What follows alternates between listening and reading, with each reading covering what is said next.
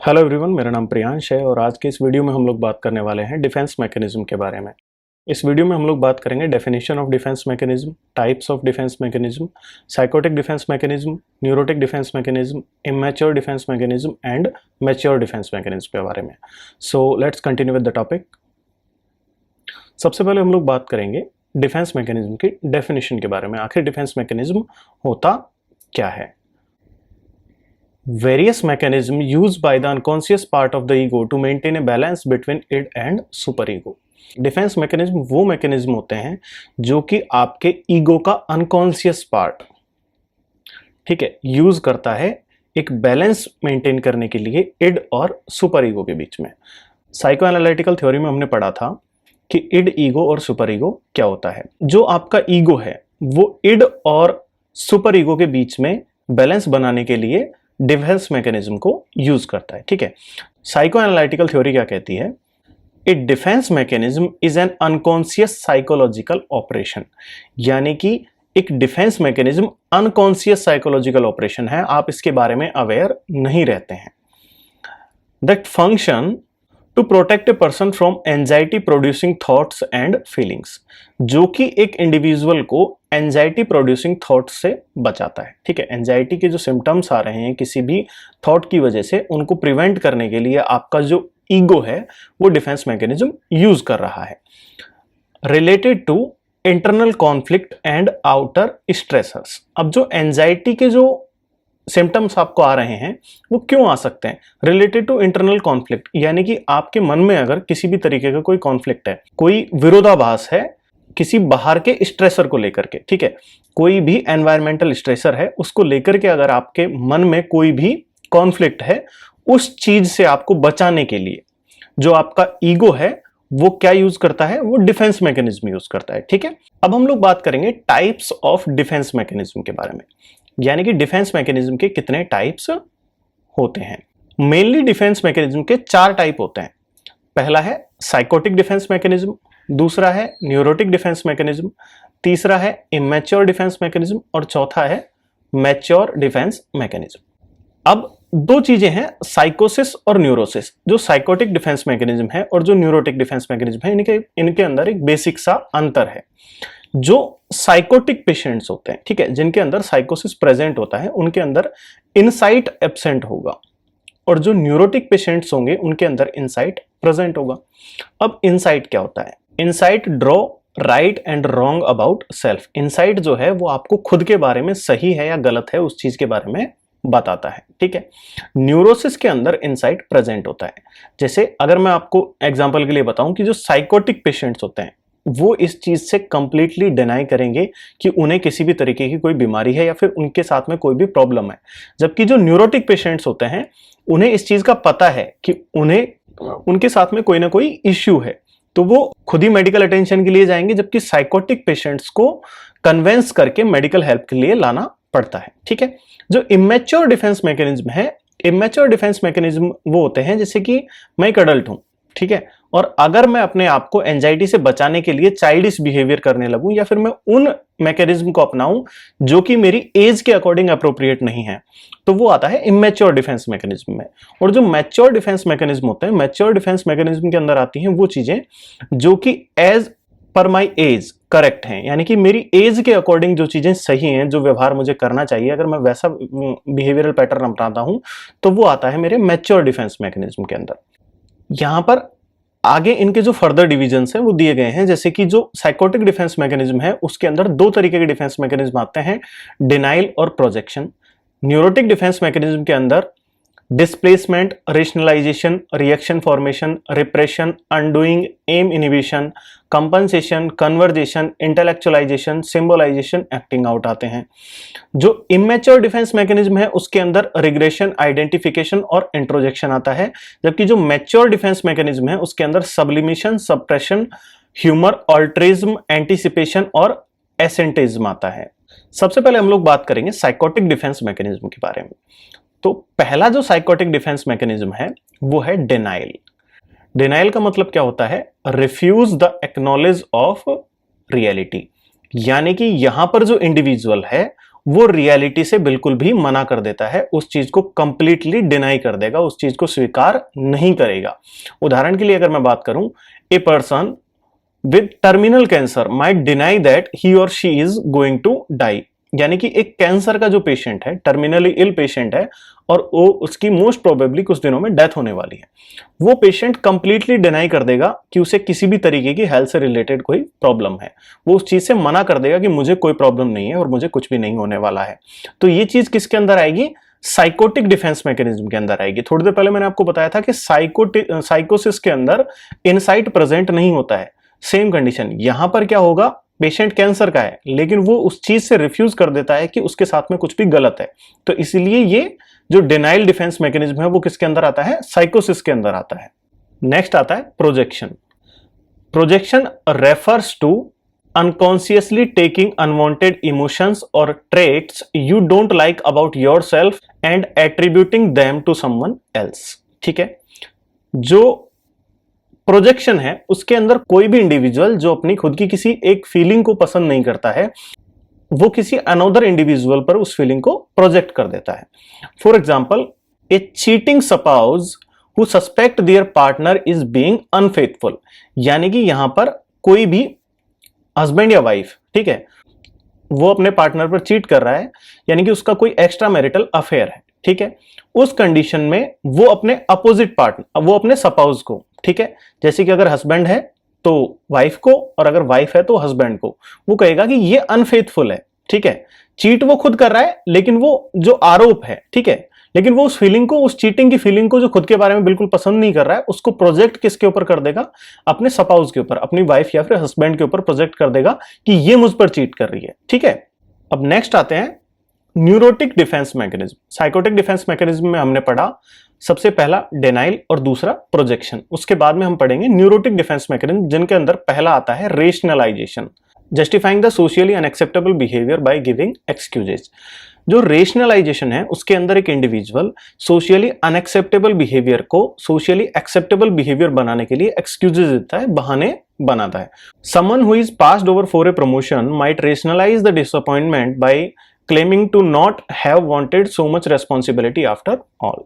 ठीक है, किसी इंडिविजुअल का प्रमोशन नहीं हुआ, अब वो सोशियली एक्सेप्टेबल एक्सक्यूज क्या देता है कि अगर प्रमोशन होता तो मेरे ऊपर रेस्पॉन्सिबिलिटी उस चीज की बढ़ जाती और मुझे इतनी रेस्पॉन्सिबिलिटी नहीं चाहिए, इस वजह से मैंने प्रमोशन नहीं लिया। ठीक है, तो ये उसने क्या दिया? एक रेशनलाइजेशन दिया। अब इसको न्यूरोटिक डिफेंस मैकेनिज्म में क्यों डाला गया है? क्योंकि यहां पर इनसाइट प्रेजेंट है, उस इंडिविजुअल को पता है कि उसका जो प्रमोशन नहीं हुआ उस वजह से उसका सोशल स्टेटस है वो डाउन हुआ है, उस चीज को वो एक्सक्यूज दे करके ठीक करना चाह रहा है। नेक्स्ट आता है डिस्प्लेसमेंट। डिस्प्लेसमेंट होता है shifting emotion from one person to another person और ऑब्जेक्ट। इसके अंदर कोई भी इंडिविजुअल अपने एक इमोशन को किसी एक इंडिविजुअल से दूसरे इंडिविजुअल पर या फिर किसी भी ऑब्जेक्ट के ऊपर डाल देता है। उदाहरण के लिए, ए person who is angry at their boss may take out their anger on a family member by shouting at them। कोई इंडिविजुअल जो कि अपने बॉस से बहुत ज्यादा गुस्सा है, वो घर पे आता है और अपने किसी भी फैमिली मेंबर के ऊपर चिल्लाता है या फिर अपने बच्चों के ऊपर चिल्लाता है, तो ये क्या हुआ? डिस्प्लेसमेंट हुआ, उसने अपने बॉस का गुस्सा अपने बच्चों के ऊपर उतारा। It is the most common defence mechanism use in phobia. ये मोस्ट कॉमन डिफेंस मैकेनिज्म है जो कि फोबिया के अंदर यूज होता है। अब फोबिया क्या होता है मैं आपको ब्रीफली बता देता हूं, बाकी इस चीज के बारे में हम लोग डिस्कस करेंगे साइकेट्रिक में। फोबिया होता है किसी भी चीज का इरेशनल फियर। जैसे कि अगर आप एक बोट में हैं, क्लियर, आप नदी में एक बोट में बैठे हुए हैं और बोट के अंदर छेद हो जाता है, आपको स्विमिंग नहीं आती है, उस कंडीशन में आपको डर लगता है कि आप डूब जाएंगे, तो वो क्या हुआ? वो एक फियर हुआ, वो एक रेशनल है, क्योंकि उसका रेशनल है, आप बीच नदी के अंदर हैं, आपको तैरना नहीं आता और आपकी बोट के अंदर छेद है, तो चांसेस हैं कि आप डूब जाएंगे, तो वो तो क्या हुआ? रेशनलाइज हुआ, उसका फियर होगा। ठीक है, लेकिन अगर आप वॉशरूम में बैठे हैं और वहां पर एक बाल्टी पानी रखा हुआ है, ठीक है, और आप इस चीज को लेकर के डर रहे हैं कि मैं इस बाल्टी पानी में डूब जाऊंगा, तो वो क्या हुआ? इरेशनल फियर हुआ, वो हुआ फोबिया। तो ये जो डिस्प्लेसमेंट है, ये सबसे कॉमनली जो पेशेंट यूज करते हैं वो फोबिक पेशेंट्स यूज करते हैं। ठीक है, अब कैसे यूज करते हैं वो हम लोग पढ़ेंगे साइकेट्रिक के अंदर। नेक्स्ट आता है reaction formation. Socially unacceptable feeling suppressed with another socially acceptable feeling. इसके अंदर एक इंडिविजुअल किसी सोशियली अनएक्सेप्टेबल फीलिंग को किसी सोशियली एक्सपेक्टेबल फीलिंग के साथ में बदल देता है। इट कैन बी इक्वल और अपोजिट, ठीक है, ये उसके बराबर हो सकती है या फिर उसके अपोजिट हो सकती है। उदाहरण के लिए, a young boy who bullies a young girl because on a subconscious level he attracted to her. Consciously he can't face the reality of romantic feelings, ठीक है, so he express distaste toward her instead of appreciation, ठीक है। एक young लड़का है जो कि एक लड़की को पसंद करता है, ठीक है, लेकिन कॉन्शियसली वो उस चीज को एक्सेप्ट नहीं कर पाता, इस वजह से वो उसको सोसाइटी के सामने बुली करता है, उसको अप्रिशिएट करने की बजाय। नेक्स्ट आता है रिप्रेशन। डिप्रेशन क्या होता है? अनप्लीजेंट थॉट्स और memories are pushed from the conscious mind to unconscious mind, ठीक है। जो अनप्लीजेंट थॉट हैं या फिर कोई ऐसी मेमोरी जो कि आपको बहुत परेशान कर रही है, उसको आपका जो ईगो है वो क्या करता है, कॉन्शियस माइंड से अनकॉन्शियस माइंड के अंदर पुश कर देता है। कॉन्शियस माइंड के अंदर जो भी चीजें हैं उनको आप इजीली रिकॉल कर पाएंगे, लेकिन अनकॉन्शियस माइंड के अंदर जो चीजें होती हैं उनको रिकॉल नहीं होता है, फिर रिलेटिवली डिफिकल्ट होता है। इस वजह से जो आपका ब्रेन है वो कॉन्शियस माइंड से अनकॉन्शियस माइंड के अंदर चीजों को पुश कर देता है। उदाहरण के लिए मैं अगर बात करूं, someone who does not recall abuse in their early childhood but still has problems with connections, aggression and anxiety resulting from the unremembered trauma, ठीक है। एक कोई बच्चा है जिसके साथ में उसके अर्ली चाइल्डहुड में उसके अब्यूज हुआ, चाइल्ड अब्यूज हुआ, उसके साथ मारपीट हुई या फिर कोई सेक्सुअल अब्यूज हुआ। उस कंडीशन में उसका जो डिफेंस मैकेनिज्म है, उसका जो रिप्रेशन डिफेंस मैकेनिज्म है वो काम करता है और वो उस मेमोरी को भूल जाता है। लेकिन लेटर चाइल्डहुड में या फिर अडोलसेंस कंडीशन के अंदर उसके कनेक्शंस के साथ में, यानी कि उसके फैमिली के साथ में जो उसके रिलेशंस हैं या फिर उसको एंजाइटी इश्यूज आने लग जाते हैं, वो किस वजह से आते हैं? उसके उस चाइल्डहुड अब्यूज की वजह से आते हैं जो उसके साथ में बचपन में हुआ था। नेक्स्ट आता है undoing. Neutralize the previous socially unacceptable action by doing another socially acceptable action. इसके अंदर क्या होता है, किसी इंडिविजुअल ने कोई ऐसा काम किया जो कि सोशियली एक्सेप्टेबल नहीं है, तो उसने उस काम को इनिबिट करने के लिए बाद में कोई सोशियली एक्सेप्टेबल काम किया। तो ये चीज किसके अंदर आती है? ये चीज आती है अनडूइंग के अंदर। For example, after quarrelling with his wife in the morning, the husband bring a gift for his wife, pursued her on her way back from the office, ठीक है। यहां पर क्या होगा, कोई भी इंडिविजुअल है, ठीक है, उसने सुबह अपनी वाइफ के साथ में झगड़ा किया, लेकिन शाम को जब वो ऑफिस से घर जा रहा था तो वो उसको मनाने के लिए गिफ्ट लेकर के चला गया। तो जो उसने झगड़ा किया था वो क्या था? वो सोशियली एक्सेप्टेबल बिहेवियर नहीं था, लेकिन बाद में उसने उसी चीज को एक्सेप्टेबल बनाने के लिए क्या किया? उसके लिए गिफ्ट परचेज किया। तो ये किसके अंदर आएगा? अनडूइंग के अंदर आएगा। जो उसने पहले काम किया उसको सप्रेस करने के लिए उसने दोबारा उसको मनाने के लिए गिफ्ट खरीदा, ठीक है। It is the most common defence mechanism use by the patient with obsessive compulsive disorder. ये जो अनडूइंग है, ये ऑब्सेसिव कंपल्सिव डिसऑर्डर ओसीडी के पेशेंट्स में मोस्ट कॉमनली यूज्ड होता है। अब जो ओसीडी क्या है ये हम आपको साइकेट्रिक क्लास में बताएंगे। फिलहाल के लिए आप इतना जान लीजिए कि जो अनडूइंग है उसके अंदर एक इंडिविजुअल सोशियली अनएक्सेप्टेबल बिहेवियर को दबाने के लिए सोशियली एक्सेप्टेबल बिहेवियर करता। नेक्स्ट आता है सब्स्टिट्यूशन या फिर एम इनिबिशन। एन अनएक्सेप्टेबल और unattainable goal, object or emotion is replaced by one that is more acceptable or attainable, ठीक है। इसके अंदर क्या होता है, किसी इंडिविजुअल का कोई हार्ड गोल था जिसको एक्सेप्ट नहीं किया जा सकता या फिर जो डिफिकल्ट है अटेन करने में या फिर जिसको प्राप्त करने में बहुत ज्यादा कठिनाई हो रही है, तो उसको वो इंडिविजुअल है वो रिप्लेस कर देता है किसी भी एक्सेप्टेबल बिहेवियर के साथ में, ठीक है। कोई ऐसा एम जिसको एक्सेप्ट किया जा सके या फिर इजीली अटेन किया जा सके। For example, after not getting select in NEET student goes to BSc nursing, ठीक है। किसी बच्चे ने नीट का एग्जाम दिया, उसका सिलेक्शन नहीं हुआ, तो उसके बाद में उसने क्या चूज किया? उसने बीएससी नर्सिंग करना चूज किया। तो ये किसके अंदर आता है? सब्स्टिट्यूशन के और एम इनिबिशन के अंदर आता है। नेक्स्ट आता है compensation. Over achieve in one area to compensate for failures in other, ठीक है। कोई भी इंडिविजुअल एक पर्टिकुलर फील्ड के अंदर ओवर अचीवमेंट करता है किसी भी दूसरे फील्ड के फेलियर्स को कवर अप करने के लिए, ठीक है। जैसे कि a person compensate for bad health habit of smoking by being very committed to eating healthy and working out every day. जैसे कि कोई भी इंडिविजुअल है, ठीक है, उसको स्मोकिंग की बैड हेल्थ हैबिट है, स्मोकिंग एक बैड हेल्थ हैबिट है, तो उस चीज को कंपनसेट करने के लिए वो क्या करता है, वो हेल्दी खाना खाता है, ठीक है, वो स्ट्रिक्टली हेल्दी डाइट फॉलो करता है और रोजाना वर्कआउट करता है, तो इसको क्या कहेंगे, कंपनसेशन, ठीक है। नेक्स्ट आता है इंटेलेक्चुअलाइजेशन। इंटेलेक्चुअलाइजेशन के अंदर क्या होगा, avoiding the unpleasant emotion associated with the stressful situation by using various type of logics, reasons and analysis, ठीक है। जो इंटेलेक्चुअलाइजेशन है उसके अंदर कोई भी इंडिविजुअल एक स्ट्रेसफुल सिचुएशन से रिलेटेड जो इमोशन है उसको कोई लॉजिक दे करके और रीजन दे करके अवॉइड करना चाहता है। For example, if a person A rude to person B may think about the possible reasons of person A's behaviour, they may rationalise that person A was having a stressful day. इसका मतलब क्या होता है कि अगर कोई भी एक आदमी है वो किसी दूसरे आदमी के साथ में बहुत ही रूडली बिहेव करता है, उस पर बहुत गुस्सा करता है, ठीक है, तो जो बी पर्सन है वो क्या करेगा, वो पॉसिबल रीजंस ढूंढेगा उसके इस तरीके के बिहेव करने को, ठीक है। वो सोचेगा कि इस आदमी का आज का दिन बहुत बुरा गया है, इस वजह से इसने मेरे साथ ऐसा बिहेवियर किया है, ठीक है।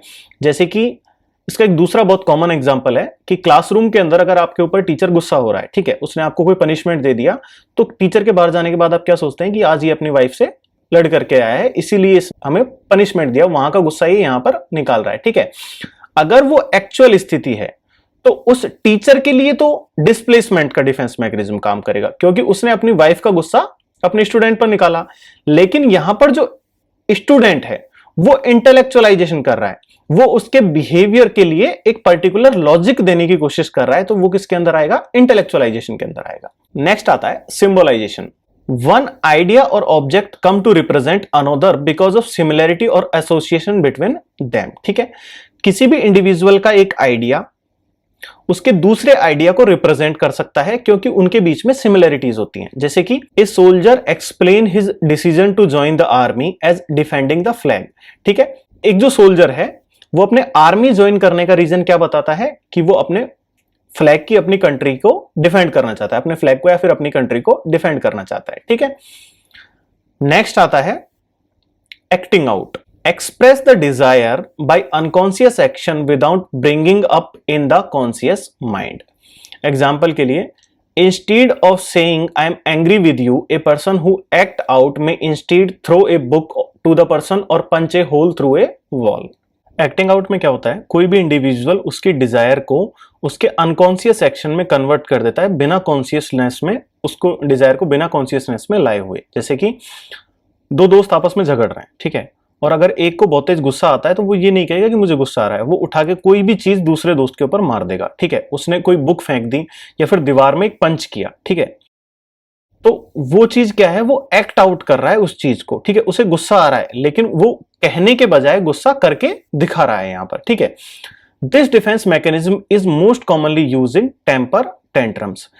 इस तरीके का जो डिफेंस मैकेनिज्म है वो टेम्पर टेंट्रम में सबसे ज्यादा यूज किया जाता है। टेम्पर टेंट्रम क्या होता है, जब कोई बच्चा, उसकी कोई डिजायर पूरी नहीं होती है तो वो उस चीज के लिए बहुत ज्यादा जिद करता है, जमीन पे लेट जाता है, बहुत तेज रोने लग जाता है, सांस रोक लेता है, तो ये सारी की सारी चीजें किसके अंदर आती हैं, टेम्पर टेंट्रम के अंदर आती हैं, ठीक है। और जो टेम्पर टेंट्रम की डायग्नोस्टिक एज है वो क्या है, 3 इयर्स है, ठीक है। अगर आपको टेम्पर टेंट्रम को डायग्नोसिस करना है तो उसको मिनिमम 3 इयर्स पर डायग्नोसिस किया जाता है, ठीक है। नेक्स्ट आता है कन्वर्जन। कन्वर्जन क्या होता है, changing of psychological stress into physical symptom, यानी कि कोई भी इंडिविजुअल साइकोलॉजिकल स्ट्रेस के अंदर है तो उसको फिजिकल सिम्टम्स आने लग जाते हैं, उस चीज को हम क्या बोलते हैं, कन्वर्जन बोलते हैं, ठीक है। जैसे कि वाइवा की वजह से फ्रीक्वेंट यूरिनेशन होता है, ठीक है। अगर आपका कोई भी प्रैक्टिकल एग्जामिनेशन है जिसके अंदर आपका वाइवा होने वाला है तो उसके अंदर अगर आपको फ्रीक्वेंट यूरिनेशन देखने के लिए मिलता है तो ये किस चीज का एग्जांपल है, ये कन्वर्जन का एग्जांपल है। स्ट्रेस एक साइकोलॉजिकल सिम्टम है, जबकि उसकी वजह से उसको हो क्या रहा है, उसको फिजिकल सिम्टम्स अपीयर हो रहे हैं, उसको बार बार यूरिनेशन आ रहा है, ठीक है। तो ये किसके अंदर आएगा, कन्वर्जन के अंदर आएगा। नेक्स्ट आते हैं इमेच्योर डिफेंस मैकेनिज्म, ठीक है, जो कि किसी भी इंडिविजुअल की एज के अकॉर्डिंग अप्रोप्रिएट बिहेवियर नहीं है। इसके अंदर सबसे पहला आता है रिग्रेशन। रिग्रेशन के अंदर क्या होता है, डूइंग चाइल्डिश बिहेवियर और returning to the early stage of life during stressful situations. During stressful situations, ठीक है। इसके अंदर क्या होगा, कोई भी इंडिविजुअल चाइल्डिश बिहेवियर करने लग जाता है या फिर उसके डेवलपमेंट की अर्ली स्टेजेस में पहुंच जाता है जब भी उसके सामने कोई स्ट्रेसफुल सिचुएशंस अराइज होती हैं। इसका सबसे कॉमन एग्जांपल है नोक्चूरिया। नोक्चूरिया क्या होता है, बिस्तर में टॉयलेट कर देना, ठीक है। अब यहां पर क्या होगा, जैसे एक स्कूल गोइंग चिल्ड्रन है, 6 से 7 साल का बच्चा है जिसकी टॉयलेट ट्रेनिंग कंप्लीट हो चुकी है, और वो क्या कर, वो नॉर्मली जब भी उसको टॉयलेट आता है तो या तो अपनी मदर को बोल देता है या फिर वो खुद चला जाता है टॉयलेट करने के लिए, ठीक है। लेकिन होता क्या है कि उसके घर में उसका कोई भी छोटा भाई या बहन आता है, ठीक है। अब जैसे ही उसके भाई या बहन का बर्थ होगा तो सारी की सारी फैमिली का अटेंशन किसके ऊपर चला जाएगा, उस छोटे बच्चे के ऊपर चला जाएगा। तो इस कंडीशन में वो जो स्कूल गोइंग चिल्ड्रन है, ठीक है, वो खुद को अवॉइडेड महसूस करता है, ठीक है, और उसके लिए वो एक कंडीशन स्ट्रेसफुल कंडीशन हो जाती है। तो उसकी वजह से हो सकता है कि वो रात में बेड गीला कर दे, ठीक है। इस चीज को किसके अंदर इंक्लूड किया गया है, रिग्रेशन के अंदर इंक्लूड किया गया है। और नोक्चूरिया के मोस्ट कॉमन कॉजेज क्या हो सकते हैं, रिग्रेशन हो सकता है, ठीक है। नेक्स्ट आता है identification. Assume the similarity between self and admire person, ठीक है। इसका एग्जांपल होगा, जैसे कोई स्टूडेंट है, वो बीमार हुआ और हॉस्पिटल में जाकर के एडमिट हो गया। 10th या 12th का कोई स्टूडेंट था जो बीमार होकर के हॉस्पिटल में जाकर के एडमिट हो गया, ठीक है। वहां पर उसने डॉक्टर को देखा और उसे एडमायर किया, उसका जो वर्क था उसे वो बहुत पसंद आया, ठीक है। अब वो बच्चा क्या सोचता है कि मुझे डॉक्टर बनना है। तो ये किसके अंदर आएगा, आइडेंटिफिकेशन के अंदर आएगा। उसने जो एडमायर पर्सन की आइडेंटिटी है उसको ही खुद की आइडेंटिटी बनाना चाहता है, ठीक है। तो ये किसके अंदर आएगा, ये इमेच्योर डिफेंस मैकेनिज्म के अंदर आएगा। अब ये इमेच्योर डिफेंस मैकेनिज्म के अंदर आएगा क्यों, क्योंकि ये तो बहुत अच्छी बात है कि अगर आप डॉक्टर बनना चाहते हैं तो इमेच्योर बिहेवियर कैसे हुआ, क्लियर। ये भी इमेच्योर बिहेवियर होता है, ठीक है, क्योंकि आज आप बीमार हैं, क्लियर, आज आप डॉक्टर से अफेक्टेड हुए हैं, कल को आप अपना घर बनता हुआ देखेंगे, वहां पर जाकर के आप एक आर्किटेक्ट से अफेक्टेड हो जाएंगे, ठीक है। परसों आप एक रेस्टोरेंट में गए, वहां पर रेस्टोरेंट में जाकर के देखे, आपने देखा कि एक शेफ बहुत अच्छा खाना बना रहा है, तो उस कंडीशन में आप क्या सोचेंगे कि मेरे को शेफ बनना है। तो इन कंडीशंस के अंदर ये मैच्योरिटी को शो नहीं करता है, ठीक है। आप रोजाना डेली लाइफ के अंदर किसी न किसी से अफेक्टेड रहते हैं, तो उस कंडीशन में अगर आप उस इंडिविजुअल के आइडेंटिटी को खुद की आइडेंटिटी बनाना चाहेंगे तो आपकी खुद की कोई आइडेंटिटी नहीं रह जाएगी, क्लियर। तो इसीलिए इसको इमेच्योर डिफेंस मैकेनिज्म के अंदर इंक्लूड किया गया है, ठीक है। नेक्स्ट आता है इंट्रोजेक्शन। इंट्रोजेक्शन क्या होता है, adopt the value and traits of the admire person, clear. अब इसके अंदर क्या होता है, कोई भी इंडिविजुअल अपने एडमायर पर्सन की जो वैल्यूज होती हैं और जो ट्रेट्स होते हैं उनको एडॉप्ट कर लेता है, ठीक है। अब उनको एडॉप्ट कर लेता है, जैसे कि हम सेम एग्जांपल लेते हैं, वहां पर क्या था, वहां पर जो बच्चा था, जो स्टूडेंट था, वो ये सोच रहा था कि मुझे डॉक्टर बनना है। यहां पर जो स्टूडेंट है उसने ये सोचा कि ये क्या कर रहा है, ये जो डॉक्टर है ये इतने सारे लोगों की हेल्प करता है, ठीक है, उनकी हेल्थ में उनको असिस्ट करता है और उन लोगों की किसी ना किसी तरीके से हेल्प कर रहा है, ठीक है। अब वहां पर उसने आइडेंटिटी को एडॉप्ट किया था कि मुझे डॉक्टर बनना है। यहां पर इसने क्या है, उसकी वैल्यू कि मुझे लोगों की और सोसाइटी की हेल्प करनी है, उस चीज को एडॉप्ट कर लिया, ठीक है। अब सेम जैसे आइडेंटिफिकेशन में हुआ था कि वो हर दूसरे आदमी की आइडेंटिटी को एडॉप्ट करना चाहेगा, क्योंकि हम रोज किसी न किसी इंडिविजुअल से, किसी न किसी पर्सनैलिटी से अफेक्टेड होते हैं, हम किसी न किसी आदमी से प्रभावित होते हैं। तो अगर हम रोज आइडेंटिफिकेशन करने लगे तो हमारा कोई आइडेंटिफिकेशन नहीं रहेगा। सेम इंट्रोजेक्शन के अंदर होता है कि अगर हम रोज किसी दूसरे पर्सन के बिलीव्स को और उसके वैल्यूज को अडॉप्ट करने लगेंगे तो हमारे खुद के कोई बिलीव्स और वैल्यूज नहीं रह जाएंगे। इसी वजह से ये क्या है, इमेच्योर डिफेंस मैकेनिज्म के अंदर आते हैं। नेक्स्ट आते हैं मैच्योर डिफेंस मैकेनिज्म, यानी कि जो एज के एप्रोप्रिएट एक्शन है, यानी कि उस उम्र के व्यक्ति के लिए वो एप्रोप्रिएट एक्शन होता है, ठीक है। इसके अंदर सबसे पहला मैकेनिज्म आता है ह्यूमर। ह्यूमर के अंदर क्या होता है, कोई भी इंडिविजुअल स्ट्रेसफुल कंडीशंस के अंदर कॉमेडी करता है, फिर जोक मारता है, तो वो क्या है, वो एक मैच्योर डिफेंस मैकेनिज्म है। उसके अंदर वो मैच्योरली उस कंडीशन को हैंडल करना चाह रहा है, ठीक है। नेक्स्ट आता है अल्ट्रिज्म। अल्ट्रिज्म के अंदर क्या होता है, satisfied the inner need by doing the help of others. इसके अंदर कोई भी इंडिविजुअल खुद की जो नीड है उसको दूसरे लोगों की हेल्प करके पूरा करना चाहता है। जैसे कि कोई इंडिविजुअल है, ठीक है, उसकी मदर ब्रेस्ट कैंसर की वजह से एक्सपायर हो गई। अब वो क्या करता है, वो ब्रेस्ट कैंसर के ऊपर कैंपेन चलाता है, ठीक है, लोगों के अंदर ब्रेस्ट कैंपेन से रिलेटेड अवेयरनेस को फैला रहा है। जहां वो अपनी मदर की हेल्प नहीं कर पाया था, वहां वो दूसरे लोगों की हेल्प करके और जो अपनी इनर नीड है उसको सेटिस्फाई कर रहा है, ठीक है। नेक्स्ट आता है असेंटिज्म। असेंटिज्म क्या होता है, doing the better without taking credit, इसके अंदर क्या करते हैं, कोई भी इंडिविजुअल सोसाइटी का भला करता है बिना क्रेडिट लिए। इसके अंदर आता है डोनेशंस। ठीक है, डोनेशन दो तरीके का होता है। आपने कई जगह पर जाकर के देखा होगा, पंखा लगा हुआ है, पंखे के ऊपर नाम लिखा हुआ है, फला आदमी के द्वारा सप्रेम भेंट। ठीक है, तो वो असेंटिज्म के अंदर नहीं आता है। एक दूसरा डोनेशन होता है जिसके ऊपर कोई नाम नहीं लिखा हुआ है, उस इंडिविजुअल ने उस चीज का कोई क्रेडिट नहीं लिया, बिना क्रेडिट लिए हुए डोनेशन किया, तो वो चीज किसके अंदर आती है, असेंटिज्म के अंदर आती है, जहां पर कोई इंडिविजुअल सोसाइटी के भले के लिए, ठीक है, बिना क्रेडिट लिए कोई भी काम करता है, तो वो क्या है, असेंटिज्म है। नेक्स्ट आता है सबलिमिशन। सबलिमिशन के अंदर क्या होगा, change the socially unacceptable behaviour into socially acceptable behaviour. इसके अंदर कोई भी इंडिविजुअल अपने सोशली अनएक्सेप्टेबल बिहेवियर को सोशली एक्सेप्टेबल बिहेवियर के अंदर कन्वर्ट कर देता है। जैसे कि ठीक है, कोई आदमी है, उसको बहुत ज्यादा गुस्सा आता है, उस कंडीशन में क्या करता है, वो बॉक्सिंग को अपना कैरियर चुनता है। तो जो बहुत ज्यादा गुस्सा करना है वो सोशली एक्सेप्टेबल बिहेवियर नहीं है, सोसाइटी के अकॉर्डिंग आपको बहुत ज्यादा गुस्सा नहीं करना चाहिए। लेकिन जब उसने बॉक्सिंग को अपना कैरियर चूज किया तो उस कंडीशन में सभी लोगों ने उसको एक्सेप्ट किया और अप्रिशिएट किया, क्योंकि बॉक्सर्स का नेचर ही एग्रेसिव होता है। ठीक है, तो ये आता है सबलिमिशन के अंदर। नेक्स्ट आता है suppression. Only conscious defence mechanism in which person consciously suppress the stressful situation. इसके अंदर क्या होता है, कोई भी इंडिविजुअल किसी भी स्ट्रेसफुल सिचुएशन को सप्रेस कर देता है कॉन्शियसली। ठीक है, तो वो किसके अंदर आएगा, सप्रेशन के अंदर आएगा। So that's it for today. अगर आपको ये पीडीएफ डाउनलोड करना है तो आप डिस्क्रिप्शन में जो लिंक दिया गया है वहां से जाकर के पीडीएफ डाउनलोड कर सकते हैं।